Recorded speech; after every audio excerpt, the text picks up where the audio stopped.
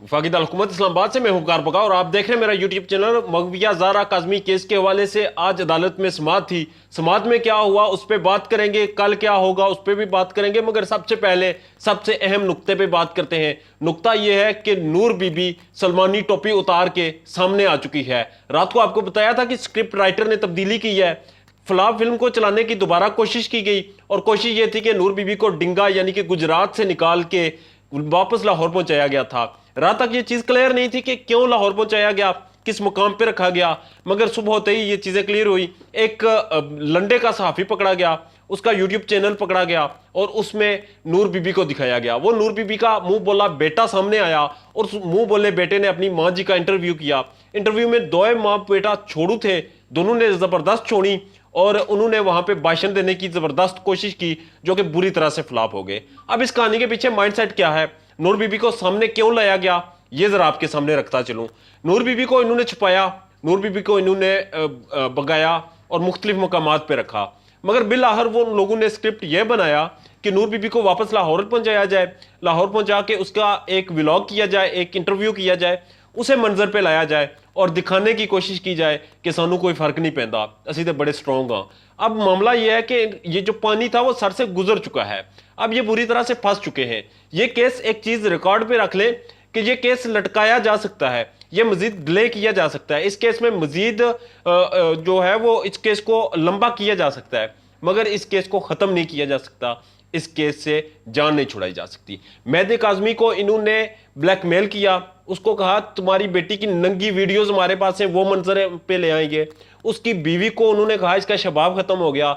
मेहदी काज़मी को कहा कि तू लानती है, उसे कोकाफ का जिन कहा गया और उसकी इतनी तजलील की गई कि अगर कोई और शख्स होता तो वो टूट जाता, मगर मेहदी काज़मी ने इनकी दुम पे पांव रखा और उसे कुचला, और जब वो कुचला तो इनकी चीखें अब आसमानों को पहुंचने लगी। अब ये हाथ पांव मारे और उल्टे सीधे हाथ पांव में इन्होंने ये स्क्रिप्ट लिखा, नूर बीबी को सामने लाया, एक बिल्कुल नॉर्मल सा इंटरव्यू किया, उसमें कोई उसने इंकशाफ नहीं किया, कोई नई बात नहीं की, वही पुरानी खिसी पिटी उसकी तरकीबें सामने आई और उन्होंने ये बताने की कोशिश की ये बड़े स्ट्रांग है, ये बड़े मजबूत है और ये बड़े खुश हैं, इन्हें कोई परवाह नहीं।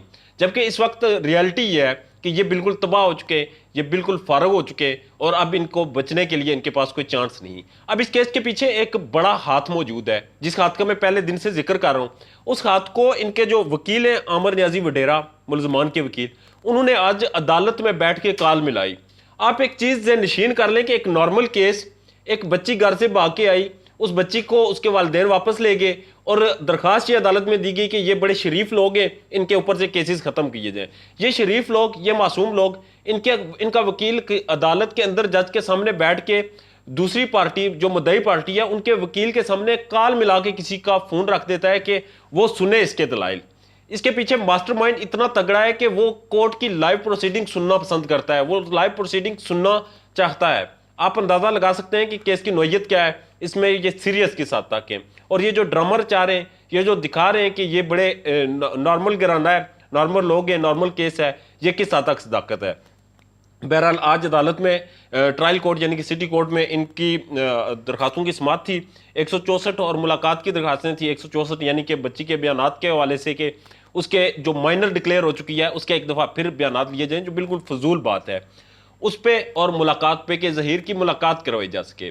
माइनर बच्ची जिसका निकाह हाँ मुकर चुका है, जो मजहबी तौर पे जिसका निकाह अभी वो वैलिड ही नहीं है, उसके साथ मुलाकात का ये दावा कर रहे हैं और उसकी दरखास्त थी। ये दोनों दरखास्तें जो बिल्कुल फारग हैं, इनका फैसला महफूज हो चुका है, वो फैसला सुना दिया जाएगा। जबकि मुलजम जहीर और शबीर की जमानतों की भी दरखास्तें दी गई हैं, उस पर बात की जाएगी। वो आज उस पर मुलजमान पार्टी के जो वकील हैं उन्होंने तो दलाइल दे दिए, जबकि जबरान नासिर दलाइल दे रहे थे, जिसके बाद ये जो तारीख है ये आगे 9 तारीख तक मुलतवी की गई। 9 तारीख को दोबारा इसकी समाअत होगी। कल सिंध हाई कोर्ट में बड़ा अहम दिन है, कल MLO के ऊपर बातचीत होगी। MLO को जो इन्होंने रिकवाया हुआ है, MLO की राह में जो रोड़े अटकाए जा रहे हैं, क्योंकि इन्हें पता है कि अब MLO इनके ताबूत में आखिरी कील साबित होगा, इनके ताबूत में आखिरी कील इनकी मौत की निशानी होगा, इसलिए वो MLO को रोकवाना चाह रहे हैं। उस पर कल बात होगी। चलान को चैलेंज किया गया है, वो भी बात कल ही होगी। और नकाहान यानी कि जिस शख्स के ऊपर जिस शख्स की वीडियो सामने आई थी, जिस शख्स के बारे में कहा जाता है कि उसने नकाह पढ़ाया और वो पूरी तरह से मुकर चुका है कि उसका नाम झूठ और फ्रॉड के जरिए शामिल किया गया, उसने निकाह नहीं पढ़ाया। उसकी जमानतों के हवाले से भी, उसके साथ एक गवाह भी है, उनकी जमानतों के हवाले से भी महफूज फैसला सुनाया जाएगा। देखना यह है कि कल ये ऊँट किस करवट बैठता है। मगर इस वक्त तक नूर बीबी जो सामने लाई गई, जो उसका इंटरव्यू लाया गया, वो फिल्म बुरी तरह फ्लॉप हो चुकी है। अब पुलिस की क्रेडिबिलिटी पे एक सवाल है। नूर बीबी अपने घर में बैठी हुई है, बेशक वो नूर बीबी 2 घंटों के लिए बिठाई गई थी, 10 मिनट के लिए बिठाई गई थी, अपने घर में मौजूद थी। क्या लाहौर की पुलिस छोले खा के सो रही थी? वो लोग कहाँ थे? उन्होंने क्यों इस पे नजर नहीं रखी? और क्यों उसका घर इतना गैर महफूज था कि, या उस घर को इतना वो नजरों से ओझल था कि ये उस घर को देख नहीं सके? और नूर बीबी वहां गई, इंटरव्यू दे के निकल आई और इन्हें पता नहीं चला। अगर लाहौर पुलिस मजीद इस मामले को डिले करती है, नूर बीबी की मजीद गिरफ्तारी को डिले करती है, गिरफ्तारी नहीं करती, तो एक बात ज़हनशीन कर लें कि इसमें पुलिस डायरेक्टली पार्टी बनी हुई है, डायरेक्टली मुलव्वस है, और इसका मुहासबा अब अवाम करेगी। अवाम ने फैसला करना है कि पुलिस को किस तरह से डील किया जाए। अपना ढेर ज़्यादा ख्याल रखिएगा और मेरे चैनल का भी अल्लाह ने के बाद।